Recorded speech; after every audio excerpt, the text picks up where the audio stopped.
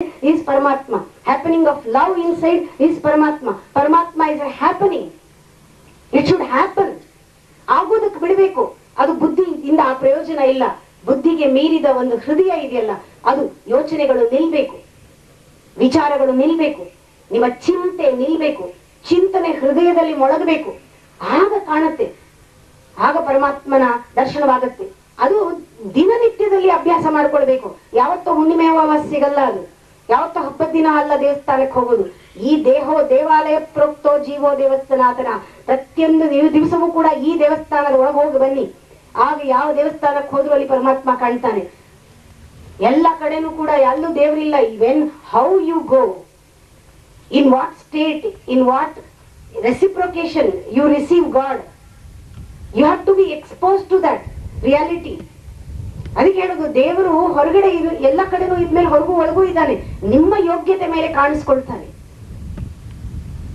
You have to expose, you have to be open. ಆ openness ಯಾವಾಗ ಬರುತ್ತೆ? You have to learn to be open. ಇದೇ ಜೀವನದಲ್ಲಿ ಕಲಿಬೇಕಾಗಿರೋದು. ಏನ್ ಮಾಡಿದ್ರು ಹ್ಯಾವ್ ದ ಥ್ಯಾಂಕ್ಫುಲ್ನೆಸ್. ನಿಮಗೆ ಒಂದು ಆ ಫಾರ್ಮ್ಯಾಲಿಟಿನಲ್ಲಿ ಮಾತಿನಲ್ಲಿ ಥ್ಯಾಂಕ್ಸ್ ಹೇಳೋದು ಗೊತ್ತು. ಯಾರಾದ್ರೂ ಏನಾದ್ರು ಕೊಟ್ಟರೆ ಥ್ಯಾಂಕ್ಸ್, ಇಲ್ಲೇ ಬಯಸ್ತೀರಾ ನೋಡಿ ಒಂದು ಥ್ಯಾಂಕ್ಸ್ ಹೇಳಲಿಲ್ಲ ಅಂತ. ಇದೆಲ್ಲ ಫಾರ್ಮ್ಯಾಲಿಟಿ ಮಾತುಗಳು. ಇದನ್ನ ಮೀರಿ ಹೋಗ್ಬೇಕು. ಮೀರಿ ಹೋಗಿ ಮೌನದಲ್ಲಿ ಒಂದೊಂದು ಪದಕ್ಕೂ ಅರ್ಥ ನೋಡಿ. ಆ ಥ್ಯಾಂಕ್ಫುಲ್ನೆಸ್ ಅಂದ್ರೆ ಏನು ಅರ್ಥ? Thankfulness deeper meaning is giving. Giving, totally giving is thankfulness. The giving is without ego. ನಿಮ್ಮ ಅಹಂಕಾರವನ್ನ ಕೊಡ್ತಾ ಬರಬೇಕು, ಅಹಂಕಾರ ಕರಗ್ತಾ ಬರಬೇಕು. ಆಗ ನಿಮ್ಮಲ್ಲಿ ಏನೋ ಬರುತ್ತಲ್ಲ, ಅದು ಪ್ರಪಂಚಕ್ಕೆ ಕೊಡುವ ಭಾವ. That is recognition. ಬೇರೆಯವ್ರನ್ನ ಅಪ್ರಿಶಿಯೇಟ್ ಮಾಡೋದು, ರೆಕಗ್ನೈಸ್ ಮಾಡೋದು, ಪ್ರೀತಿ ಮಾಡೋದು ಏನಂತ ಅನ್ಕೊಂಡಿದ್ದೀರಾ? It is giving. Giving is love. Love is not taking, it's not expecting anything. ಆ ಥ್ಯಾಂಕ್ಫುಲ್ನೆಸ್ ಅನ್ನೋದೇನು? Whatever you do it with thankfulness. Thankfulness is giving. ನೋಡೋದಕ್ಕೆ ರಿಸೀವಿಂಗ್ ಕಾಣ್ತಾ ಇದೆ, ಆದ್ರೆ when you receive you should give. Without the capacity to give you cannot receive. ನೀವು ಕೊಡಕ್ಕಾಗದೇ ಇದ್ರೆ ತಗೊಳಕ್ಕಾಗಲ್ಲ. ಎಷ್ಟು ಕೊಡ್ತೀರಾ ಅಷ್ಟು ತಗೊಳ್ತೀರಾ. ಇಟ್ ಇಸ್ ನಾಟ್ ಮೆಟೀರಿಯಲ್ ಕೊಡುವುದು ತಗೊಳ್ಳೋದು. It is your self. ಅದು ಆಫರಿಂಗ್ ಅಂತ ಹೇಳ್ತಾರೆ. ಅದು ಪೂಜೆ. ಪೂಜೆ ಬರೀ ಅಷ್ಟ ಕುಂಕುಮ ಏರಿಸೋದಲ್ಲ. ನಿಮ್ಮನ್ನ ನೀವು ಕೊಡುವುದು ಪೂಜೆ, ಸಮರ್ಪಣೆ ಪೂಜೆ.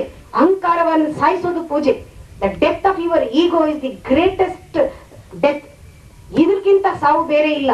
ಈ ಅಹಂಕಾರ ಸಾಯುವುದರಲ್ಲಿ ಆಳದಲ್ಲಿ ನಿಜವಾದ ಸತ್ಯದ ಜೀವನ ಇದೆ.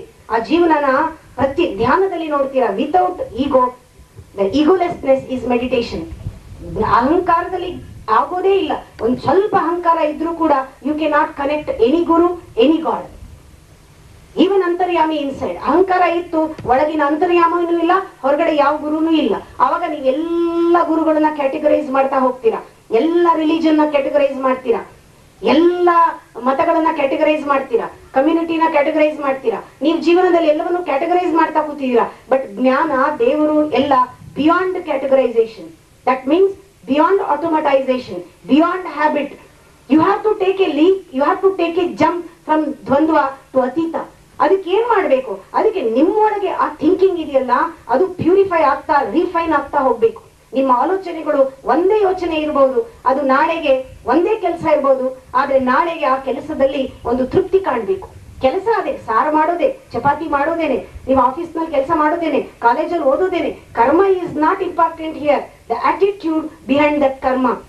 What ever you do is that attitude is important. ಅಲ್ಲಿ ರಿಫೈನ್ಮೆಂಟ್ ಆಗ್ತಾ ಇರಬೇಕು, ಆನಂದ ಬರ್ತಾ ಇರಬೇಕು, ಖುಷಿ ಬರ್ತಾ ಇರಬೇಕು.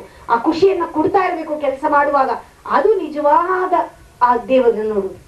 The total transformation happens only with this awareness, only in that silence. ಆ ಸೈಲೆನ್ಸ್ ಅನ್ನೋದು ಶಬ್ದ ಇಲ್ಲದಿರೋದಲ್ಲ, ಆ ಒಳಗಿನ ಮೌನ. ಆ ಒಳಗಿನ ಮೌನಕ್ಕೆ ಮನುಷ್ಯ ಮಾತ್ರ ಯೋಗ್ಯ, ಪ್ರಾಣಿಗಳಿಗೆ ಅದು ಸಾಧ್ಯ ಇಲ್ಲ. ಸ್ವಲ್ಪ ಬುದ್ಧಿ, ಆ ಆಲೋಚನೆ ನಿಂತಾಗ ಚಿಂತನೆ ಆ ಮೌನದಲ್ಲಿ ಆಗುತ್ತೆ. ನಿಜವಾದ ಚಿಂತನೆ ಆಗುವುದು ಬುದ್ಧಿಯಲ್ಲ, ಡಿಸ್ಕಷನ್ ಅಲ್ಲ, ಅನಲೈಸ್ ಮಾಡಿ ಅಲ್ಲ. It is beyond ಅನಲೈಸೇಷನ್, beyond your concepts and conflicts, beyond your presumption, assumption. ಅದಕ್ಕೆ ಹೇಳ್ತಾರೆ, ಏನಾದ್ರೂ ಒಂದು ವಿಚಾರ ಗುರು ಹೇಳ್ತಾ ಇದ್ರೆ ಅದನ್ನು ನೋಡಿ ಅಂತ. ವಿಚಾರವನ್ನು ನೋಡೋದು ಹೇಗೆ? ಕಣ್ಣು ಮುಚ್ಚಿ ನೋಡಿ, without prejudice, with luminous eye, with clear eye, see. You can see guru's words. It gives darshana. Because Guru's word is a light. It is a knowledge. It enfolds inside. ಹಾಗೆ ಒಳಗಡೆ ಇರೋ ಸದ್ದನ್ನ ಕೇಳಿ, ಅದು ನಾದ, ಅದು ಸಂಗೀತ, ಅದು ಜ್ಞಾನ, ಅದು ವೇದ. ಅದನ್ನ ಹೇಳೋದಕ್ಕೆ ಸಾಧ್ಯ ಇಲ್ಲ. ಅದು ನಿಮ್ಗೆ ಗೋಚರವಾಗುತ್ತೆ. ಅದು ಗೋಚರವಾದ್ರೆ ಮನುಷ್ಯನ ಜನ್ಮ ಸಾರ್ಥಕ. ಆ ಸೈಲೆನ್ಸ್ ಒಳಗಡೆ ಕೇಳೋದಕ್ಕೆ ಗುರುವಿನ ಸಹಾಯ ಬೇಕಾಗುತ್ತೆ. He gives you the special eye to see that. He helps you to listen to that whisper. ಅದರಿಂದ ಅಂತಹ ಸಹಾಯ ಮಾಡುವಂಥವನು ಗುರು. ಅವನೇನ್ ಪೀಠದ ಮೇಲೆ ಕೂತ್ಕೋಬೇಕಾಗಿಲ್ಲ. Even your parents, even your husband, even your maid servant can become a guru. Even a situation can become a guru. ಯಾವುದು ನಿಮ್ಮನ್ನ ನಿಮ್ಮೊಳಗೆ ಕರ್ಕೊಂಡು ಹೋಗುತ್ತೋ ಅವೆಲ್ಲವೂ ಗುರು. The situation which takes you to inside is guru. You to yourself is guru. The journey from outside to inside. ಯಾರು ನಿನ್ನನ್ನ remind ಮಾಡ್ತಾನೆ ನೀನು ಯಾರು ಅಂತ, ಅವನು ಗುರು. ಯಾರೇ ಆಗಿರ್ಬಹುದು. ಅದಕ್ಕೆ ಹೇಳ್ತಾರೆ, glory of guru and greatness of shishya works, not ego of guru and arrogance of shishya. ಅಲ್ಲಿ ಗುರು ಶಿಷ್ಯ ಅನ್ನೋದು ಒಂದು ನಾಣ್ಯದ ಎರಡು ಮುಖವಾಗಬೇಕು.